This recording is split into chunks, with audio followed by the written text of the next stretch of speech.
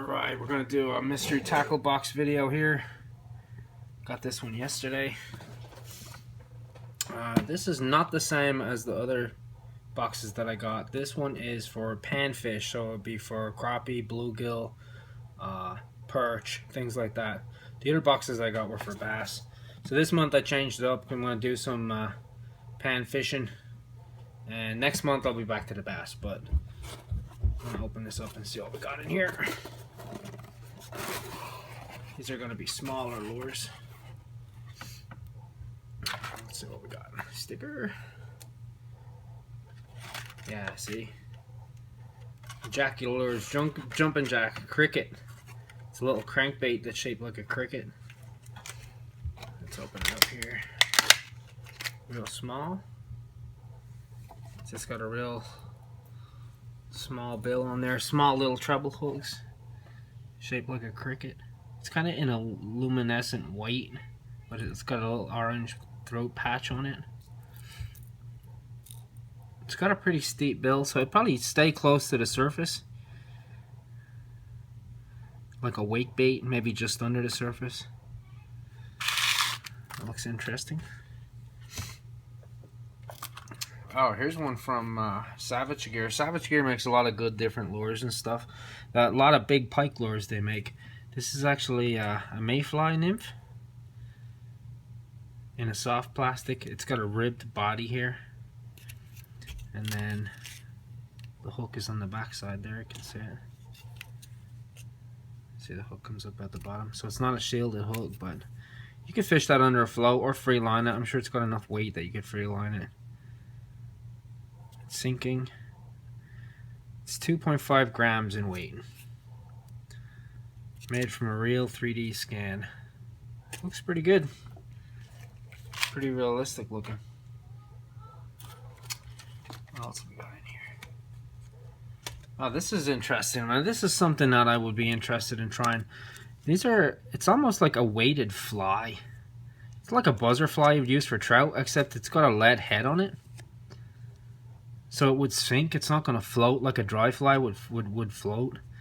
This is going to sink. It's got a weighted body. I'd be interested to try that.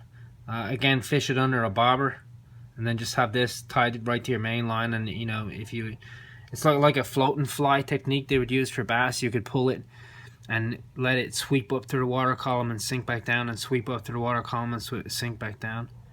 So yeah, I'd be interested in trying that. That seems like a pretty good idea.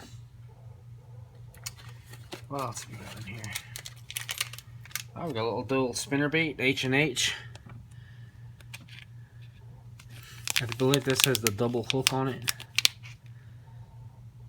and little tandem blades on it. These are like pond-sized spinners. Yeah. See, it's got a little nylon skirt, and it's got that double hook in there that faces up, so it runs over the top of the weeds. It won't get caught in the weeds. And it's got two little Colorado blades on it.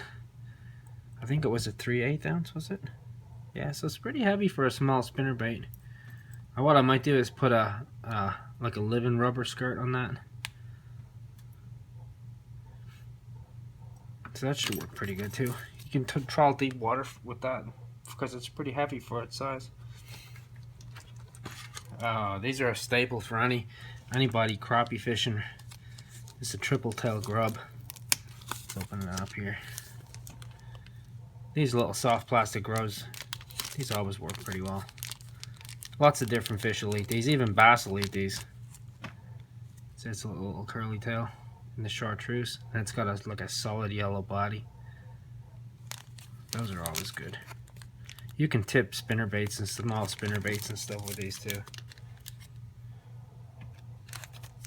They come in 100 different colors, and these ones happen to be chartreuse.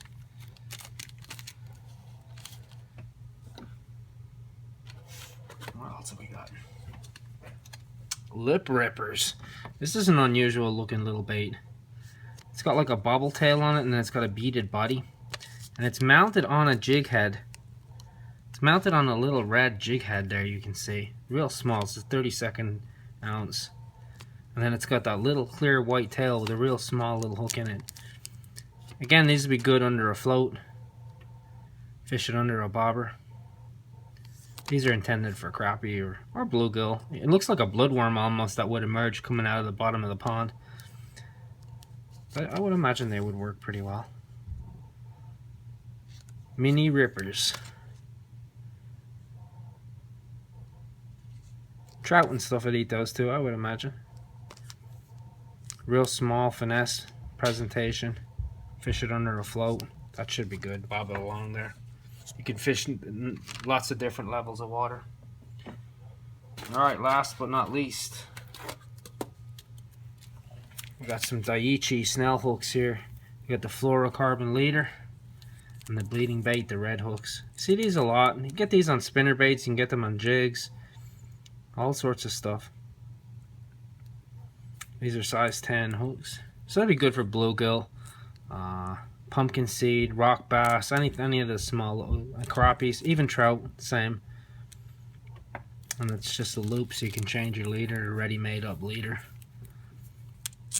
So that'll work pretty good. Sometimes I use these on like spider rigs for a crappie, where they have tees coming off the main line, and they might have 3 or 4 different baits or minnows, you know, on one main line. So they'll work pretty good. Alright, that's it for the mystery tackle box. Some of those baits we're going to have to try out on the panfish, on the bluegills. Another couple of baits here I wanted to show you that I got that I'm going to try. These were not in the mystery tackle box. This is a new bait, and I've already caught a couple of fish on it. I did put a video out where I was using it already. It's a live target. That's a bluegill. Now, as you can see, it's pretty realistic. This is a top water lure. Just like a frog, it works exactly the same as a weedless frog. You can see it's curved for pulling through the water. It's got the weight on the back side, and what it does is when you twitch it like you fish it just the same way as you would a frog. It twists in the water from side to side, or you can reel it really fast and it will leave a bubble trail. You can see it's got trocar hooks in it, so when the fish bites it, it exposes the hooks and you get them. Because it is soft, it crushes down. It floats really well. It swims really well. It has a real good walk in the dog action. Like I said, it almost pivots. You can get it to pivot 180 degrees from side to side, so you can keep it in the strike zone for a long time. It comes in a bunch of different colors. There's a regular natural bluegill. There's a neon bluegill, a little darker water. He's got that real bright chartreuse yellow color. And then it comes in a larger size. This is a 3-inch and then this is a 3.5-inch. So this one's a little heavier as well. It will also, in fishing for thicker weed, it will give you a little bit more weight, so the fish has a little easier time in finding it. Or if you want a bigger profile bait. But it's got the same double hook in there. And it crushes down just the same to expose the hook. Real soft. And you can see the weight here in the back. But it is painted on the back side too, so the fish, you have to remember it. A lot of times you're looking at it from this side. That's what you're seeing. That's not what the fish is seeing. The fish is seeing the back side. And that's what he sees. He sees the same color and stuff too. Also, one more bait that I've been trying. This is a Kitech. It's a swim bait. An impact fat. This is in a silver flash and a minnow. I'll show you one I have out that I have rigged.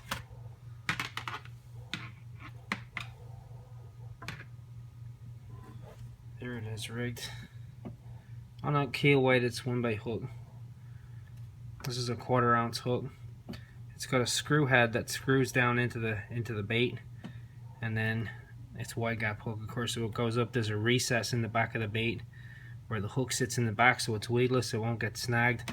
But again, when the fish bites into the bait and he bites down on it, it exposes the hook and you can get him.